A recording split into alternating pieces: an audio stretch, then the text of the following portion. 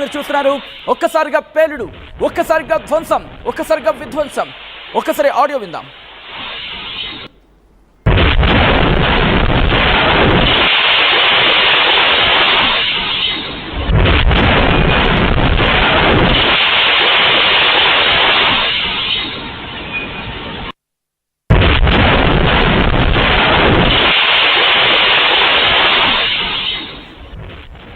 ఆ విజువల్స్ మీరు చూస్తున్నారు. హాస్టల్స్ కావచ్చు, అక్కడున్న భవనాలకు సంబంధించి వాళ్ళందరూ అదిగో మీరు చూడొచ్చు. అది వాళ్ళ టేబుల్ టెన్నిస్ అంటూ ఉంటాం కదా, ఆ టేబుల్ టెన్నిస్ ఆడుకుంటున్న ప్రాంతం అంతా ప్లేయింగ్ జోన్. అదంతా కూడా ఆ ప్లేయింగ్ జోన్లో కూడా ఒకసారి వాళ్ళకి అర్థం కాలేదు ఏం జరుగుతుందో. అక్కడున్న సీసీ ఫుటేజ్ని మీరు చూస్తున్నారు. హాస్టల్లో ఉన్నవాళ్ళు కావచ్చు, లేకపోతే ఆ పరిసర ప్రాంతాల భవనాల్లో ఉన్న వాళ్ళు కూడా ఒక్కసారి ఆందోళనకు గురయ్యారు. ఏం జరుగుతుందో అర్థం కాలేదు. భూకంపం ఏమో అనుకున్నారు ముందు, కానీ ఆ తర్వాత వాళ్ళకి అర్థమైంది అది ప్లేన్ క్రాష్ అంటూ కూడా.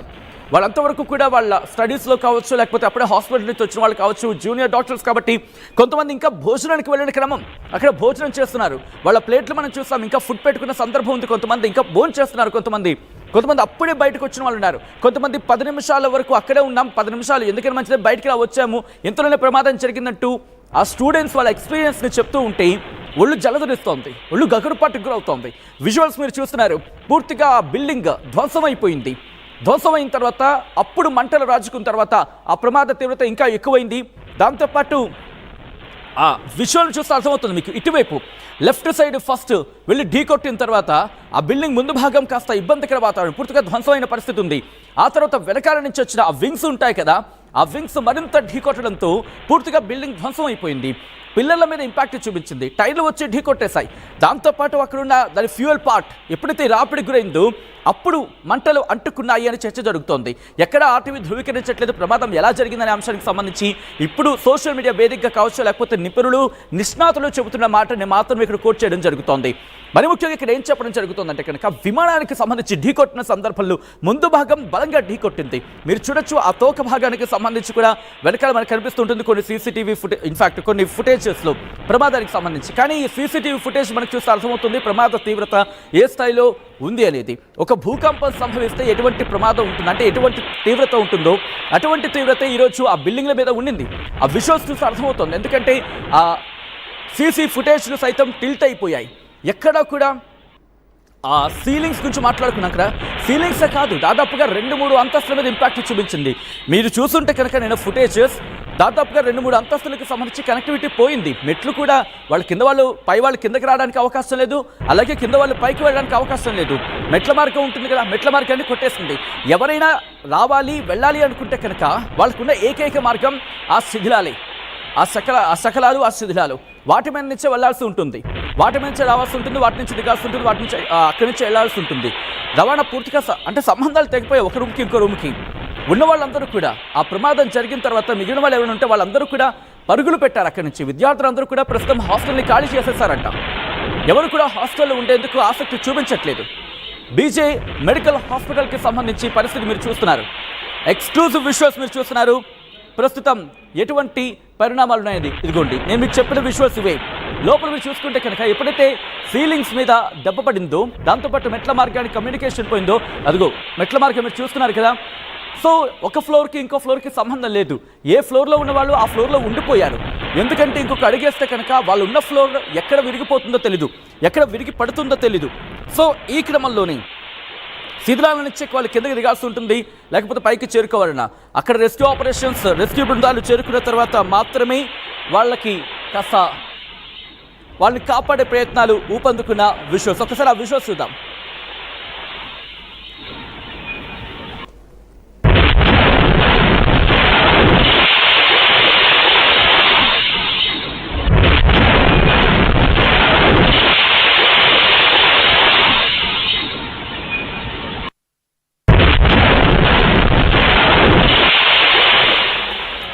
విజువల్స్ మీరు చూస్తున్నారు. హాస్టల్ దగ్గర దృశ్యాలు అవి. ఆ భవనం ఏ మేరకు దెబ్బతిందో మీరు చూడొచ్చు. ఎప్పుడైతే విమానం వచ్చి ఢీకొట్టిందో అక్కడున్న ప్లే జోన్స్, క్యాంటీన్తో పాటు కుకింగ్ జోన్, అలాగే వాళ్ళ రూమ్స్ కూడా తీవ్ర స్థాయిలో దెబ్బతిన్నాయి. మీరు చూడొచ్చు విద్యార్థులందరూ వెంటనే పరుగులు పెట్టారు. కొంతమందికి అయితే తప్పించుకోవడానికి అవకాశమే లేదు.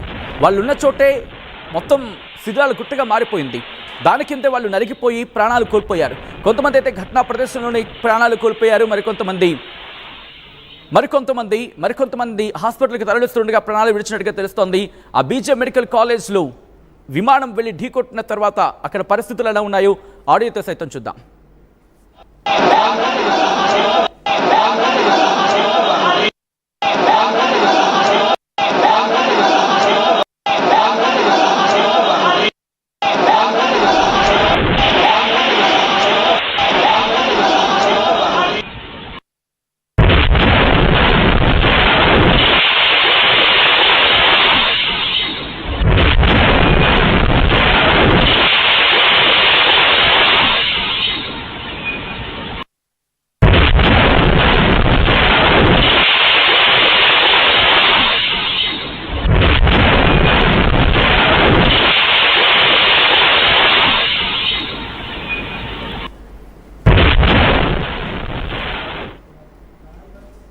ఈ విమాన ప్రయాణం ప్రమాదంగా మారిన తర్వాత అక్కడ పరిస్థితులు ఏంటి, అక్కడున్న తెలుగు వాళ్ళు ఏమంటున్నారు?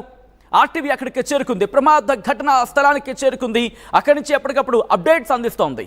ఈ నేపథ్యంలోనే అక్కడ తెలుగు వాళ్ళతో మాట్లాడింది, అక్కడ ఏం జరుగుతుందో ఎప్పటికప్పుడు తెలుసుకుంటోంది. ఆ తెలుసుకున్న సమాచారాన్ని మీ ముందుంచే ప్రయత్నం చేస్తోంది. ఈ నేపథ్యంలో అక్కడున్న తెలుగు వాళ్ళు ఏమంటున్నారు ఇప్పుడు చూద్దాం. నేను అతుల్యం 3లో ఉంటున్నాను. ఇక్కడ మాకు హాస్టల్ గా 4 బ్లాక్స్ ఉంటాయి. అతుల్యం 1, అతుల్యం 2, అతుల్యం 3, అతుల్యం 4. ఎక్కువ ఇంపాక్ట్ అతుల్యం 4 కి, అతుల్యం 2 కి, 1 కి జరిగింది. మొత్తం ఇల్లు అయితే మొత్తం కాలిపోయాయి. 1 to 2 లంచ్ అవర్స్ అవడం వల్ల ఆల్మోస్ట్ సగం మంది వరకు హాస్పిటల్లోనే ఉన్నారు. ఎవరైతే కొంతమంది లంచ్ కి అయితే వచ్చారో వాళ్ళు మాత్రమే ఇక్కడ ఉన్నారు. కొంతమంది పేరెంట్స్ తో పిల్లలతో ఉన్నారు కాబట్టి వాళ్ళు కొంతమంది ఎఫెక్ట్ అయ్యారు. అతుల్యం 1లో 2లో అయితే కొంచెం మేజర్ ఇంజరీస్ జరిగాయి, కొంతమంది ఎక్స్పైర్ కూడా అయ్యారు. అతుల్యం 3లో అయితే నార్మల్ మైనర్ ఇంజరీస్ తో అందరూ బయటపడ్డారు.